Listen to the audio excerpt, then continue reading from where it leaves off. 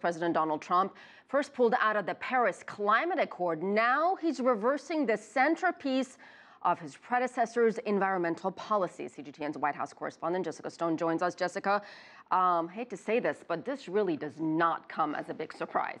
Not at all, Asiya. In fact, Donald Trump, of course, was a leader who ran on a pledge to roll back nearly everything that Obama did on the environment.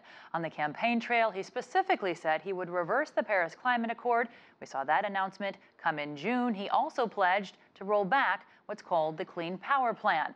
That step will formally take place on Tuesday. Now, Trump's Environmental Protection Agency chief, who you see there to the right of your screen, he announced he will sign a rule to withdraw from the Clean Power Plan. That plan targeted coal-fired power plants for specific reductions. Those plants make up a third of the nation's carbon emissions each year. Scott Pruitt saying the EPA and no federal agency should ever use its authority to say to you, we are going to declare war on any sector of our economy. EPA Chief Scott Pruitt there on Monday saying that in the state of Kentucky, which I might add is a coal producer. Pruitt and another Trump environmental advisors have been criticized for denying that climate change exists.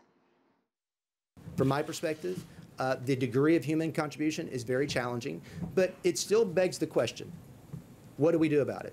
Does it pose an existential threat, as some say? You know, people have called me a climate skeptic or a climate denier. I don't know what it means to deny the climate. I would say that there are climate exaggerators.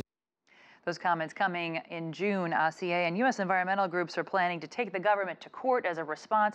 Even pro-business groups in the United States that opposed the Clean Power Plan, they are now asking Trump to come up with some sort of replacement. They want something just to keep moving towards natural gas, which is cheaper ultimately. So having said that, Jessica, what are the chances the U.S. could perhaps re-engage and come up with some, at least start a negotiation of some kind of other global climate policy? Well, like so many things with the President of the United States reversing himself on some of these globally agreed to plans, even if the U.S. does re-engage, it's going to do so with a more sympathetic ear to the business community. They believe that this plan costs energy jobs. We would probably see something that would reduce emissions much more slowly if it also makes the business community happy. And if you consider that these power plants make up a third of the U.S. power emissions, you're basically going to see a slower pace of emissions cuts, even if we get to that point, which is not where we were under the Paris Climate Accord, as you know. All right, Jessica Stone, thank you so much.